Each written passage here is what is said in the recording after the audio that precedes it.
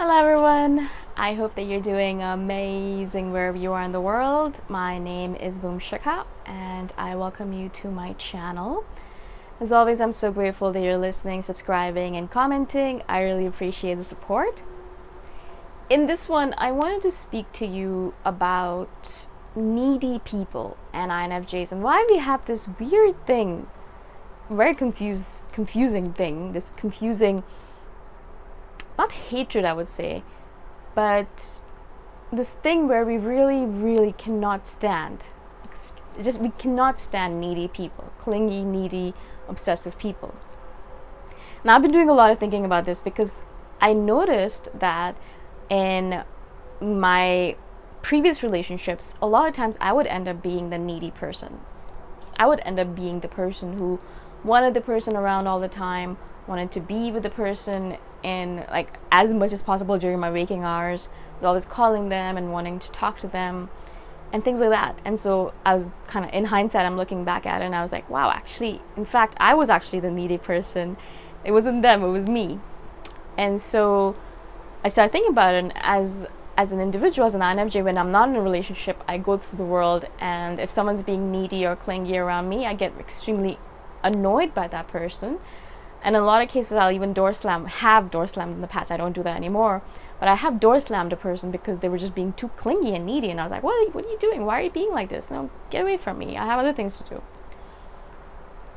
And I started thinking to myself, is it because it's a shadow of ours? Is it that INFJs they themselves have a tendency to be needy or to be clingy if they are in a relationship where perhaps they feel comfortable, or where they feel that they can't trust the person and their attachment comes up, the avoidant and anxious attachment. I'm the avoidant, actually, although I've been anxious in the past as well, so I think I go back and forth between the two.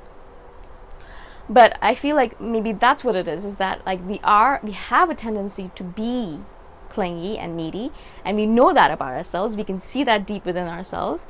But because we want to be independent, and we want to be free, and we want to, be that kind of person that's strong and doesn't need anyone, and we're like, I can be by myself. I'm an island. I don't, you can stay over there. I'm all right by myself. Things that we do as INFJs. So we do that to ourselves, and we're like, well, okay, so that clingy, needy part of myself that's inside of me, that's inside all of us, all of the INFJs, we push it away. It's our shadow. We kind of pretend like it doesn't exist. We're like, no, I'm not clingy or needy. I'm independent. I'm strong. I don't need anyone. I would never need anyone. I don't like people who need people, right? And so we create that shadow within ourselves. And so when we see people who display that shadow part of ours, that clinginess, that neediness, that obsessiveness, we obviously push them away. We're like, no, you stay over there, away from me. I don't want to see you because that reminds me of the shadow within myself, this part of me that I don't like. And so I don't want to look at you anymore. I want you to stay away from me.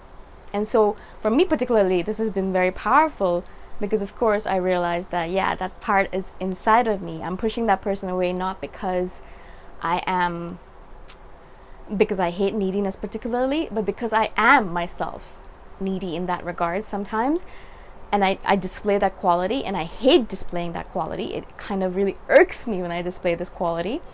And so in order to run away from it, I push it away. I've pushed it down into my heart, into those deep caverns of myself, so deep that it never gets a chance to come out. Whenever it does come out, again, push it back down again. I'm like, no, I'm not going to be like that. I want to be independent. I want to be strong. I don't want to need anyone. I don't want to be clingy. I'm that in 21st century woman, blah, blah, blah. And of course, that means that because it's a shadow, the more you push it away, the more you push it down, the bigger it becomes. And it becomes bigger and bigger. It becomes like a monster inside of you that keeps on coming up over and over and over and again, and keeps on reminding you over and over again in different people. You see it in different people. You see it within yourself. You hate it. You push it down further. And the more you push it down, the more it comes up, right? The universe is beautiful like that. It's like if you need a lesson and you're ignoring the lesson, then the universe keeps on sending it to us. But like, all right, so maybe I'll send it to you from this avenue, or I'll send this other person for you so that you can kind of see your neediness, or I'll send you this, or I'll say that. And so until you actually acknowledge the fact that, yes, I am actually the needy person, And I really notice it now when I'm in my family right now. Obviously, I'm in Toronto right now. You can see that this is actually my front yard. And so I really notice that within myself now, because I look at the way I behave around my family, and sometimes I am very needy and clingy, and I'm like, oh, I want to do things with them and I want to be around them all the time, and I get anxious when they leave, or things like that. And when I notice these things about myself, I'm like, whoa, what are you doing, right? I kind of want to step away. But because I know it's a shadow of mine, I'm really trying to all right, obviously there's a part of me, an inner child part of me, or whatever part of me that needs this. Sometimes they want to be, a part of me wants to be clingy, wants to be needy, wants to have people around her, wants to hang off of my sister's arm and, to be talking to her and clinging onto her, or talking to my mom and clinging onto her. Sometimes it's something that's necessary for me from the inside out. It's not something that I really like about myself, and that's what the problem is, but it is a part of me, right? And so that's the reason why other people who are being needy and clingy trigger me. Whenever my mom would be very needy and clingy with me, I would get extremely triggered and I would run away from her. And I don't do that anymore. I understand why I do that. I'm trying not to do that anymore. And so again, when a person comes up to me being very clingy and needy, my definite instinct is run away, run away. But as I said, because I know it's a shadow of mine, and it's a reminder for me that it's a need of people. Sometimes people are needy. Sometimes they're having a difficult time. Perhaps they're going through something. Perhaps they're stressed. Maybe there's something going on in their life that they need support for. Maybe they're going through a terrible time, or something bad has happened and they need support. And instead of running away from them, obviously, not that I'm saying you give all of yourself to them and you just don't take care of yourself at all. Obviously, take care of yourself. But again, make sure that you're able to use your counseling skills or be there for this person as much as possible for your own mental sanity, right? And so I'm really trying. I'm not saying that I'm succeeding completely, perfectly, but I'm trying as much as possible to realize that this neediness is within all of us. And the reason why it irks us so much, why we hate it so much in other people, is because it's a shadow of ours. We hate that part of ourselves. We push it down. We run away from it. And that's why when we see it in other people, it really irks us. Yeah, it's a trigger. As soon as it becomes a trigger, Carl Jung, as he says, it's a shadow. And until you deal with the shadow, until you actually say to that part of yourself, it's okay, and you lean into it, and you love it, and you embrace it, and you're allowing it to be, it will constantly be showing up in your life. Until I can say that this part of me, this clingy, needy part of me, from probably my childhood, when I wasn't allowed to be clingy and needy because my parents were too busy, it's probably from my childhood, until I can say to that little girl, that 3-year-old or 4-year-old or 5, 6, whatever year old, I can say to her, it's okay. You can be clingy and needy. It's fine. That's fine. You can be that way if you want to. It's okay. No one's going to hurt you. No one's going to run away from you. And I'm not going to run away from her. Yeah, I myself, even if someone else does, I'm not going to run away from that part. As soon as I can say that, all of a sudden, that part is not a monster anymore. It's not something that needs to constantly be poking at us. It won't trigger us anymore.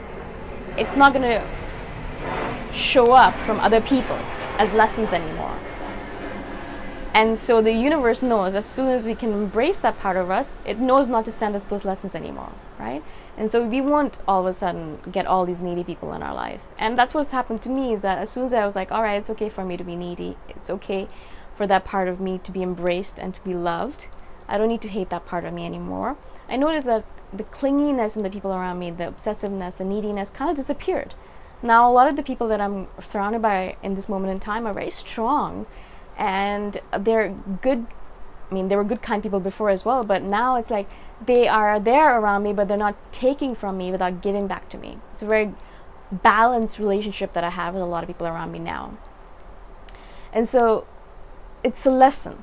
And so if you notice this, not only just with clinginess or neediness, but if you notice this kind of trigger behavior with any other situation, really slow down and notice that it's a shadow of yours, and there is a lesson or a part of you that needs to be embraced, needs to be loved in order for you to move on from this lesson. Yeah, and it's gonna be difficult. I mean, it took me years to get to this point right now. I mean, I'm 37 almost, and so if it took me that long to get here, then you're more than allowed to take your time with it. But it's nice to start noticing that, what triggers you. Does nepotism trigger you, or does homophobia trigger you? Or, I mean, some things should be triggering because they're terrible to do, but why does it trigger necessarily? And I do recommend the book. I'll link it below, The Dark Side of the Light Chasers by Deborah Ford. It is all about shadow work and brilliantly written. I read that book. I've read that at least 3 or 4 times. And I always learn new things from it. So I do recommend that book. Again, I'll link it below so you can grab it if you want. And if you have any questions, if all of you guys and gals have questions, please message me, or whatever you identify as. Message me or comment below and I shall do a follow-up video. I hope you found this interesting. If not, then you can just skip the video, obviously. Again, thank you so much for being on my channel. I really appreciate your support. And thank you for the patience that you guys show with all the planes that are passing by. We're right in the flight path, and as the coronavirus is kind of ending a little bit, the pandemic's ending, I'm noticing that more and more flight planes are coming through, so it's going to be interesting in the future. Anyways, again, thank you so much, and I shall see you the next time around. Bye for now.